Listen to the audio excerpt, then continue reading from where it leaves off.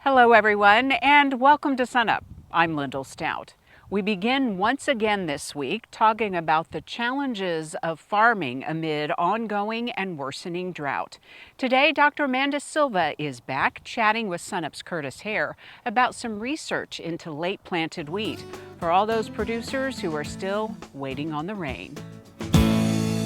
We're here with Amanda Silva, our OSU Extension small grain specialist, with a wheat update. But first, Amanda, if things couldn't get any more tough with this dry weather, you're hearing some reports of fall armyworm already in the field. Yes, things could not get any tougher to our wheat producers. So I start hearing reports this week that people are finding armyworms in the field. So finding that symptom, that window panning on wheat leaves. Of course, the wheat's very small at this time.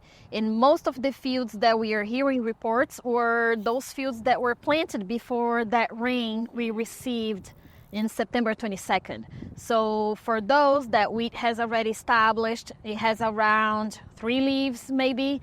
So those were the fields that are receiving insecticide applications. And also, most of the fields that we are hearing are in central Oklahoma. Well, we'll definitely be keeping our eye on that, and we'll talk with Ashley Ferris, our new OSU Extension entomologist, on that in a couple of weeks. But for right now, is your guidance just to be scouting for that? Yes, just keep on the lookout for it. Those armyworms are very tiny.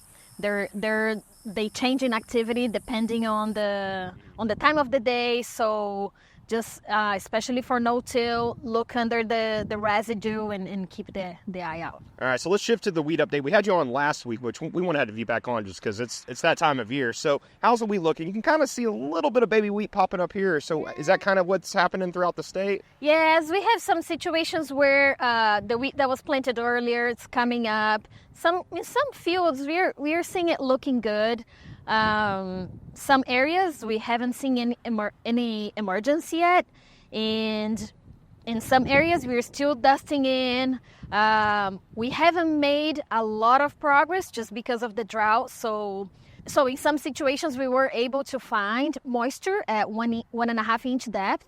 So it varies. So it varies a lot, but overall, we are waiting and hoping to receive that rain that is forecasted for next weekend. Yeah, and with that cold coming next week, hopefully some rain comes. But if there are producers in that situation who are wanting to hold off on planting and waiting on that rain, you actually have some research on what happens when they do hold off on that, right? Yes. So for our grain-only producers and for our grain-only trials, we are not in a very hurry to plant in this case, not for now.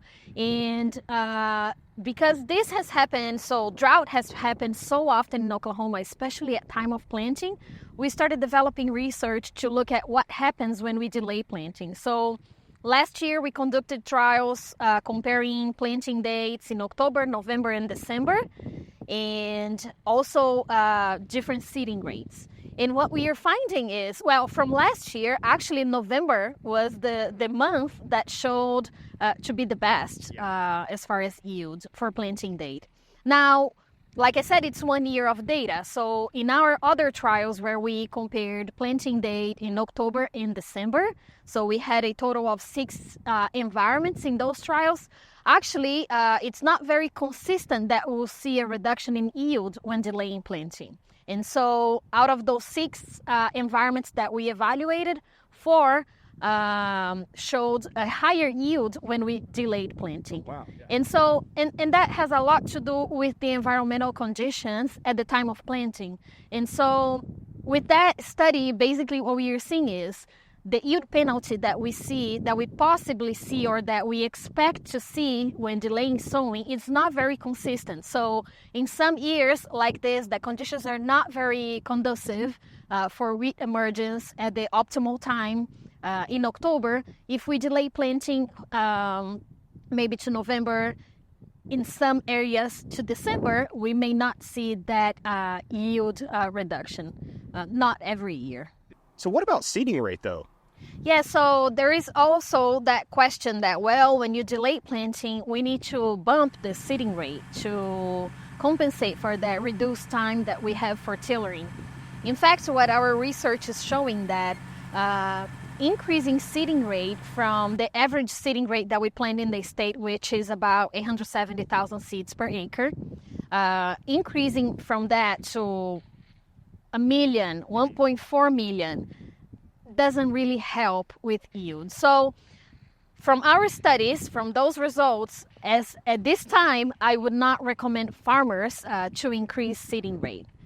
And when it comes to this research data, it's not available right now to the public, but it will be soon, right? Yes, hopefully will be soon. So, all righty, thanks, Amanda. Dr. Amanda Silva, OSU Extension Small Grain Specialist here at Oklahoma State University.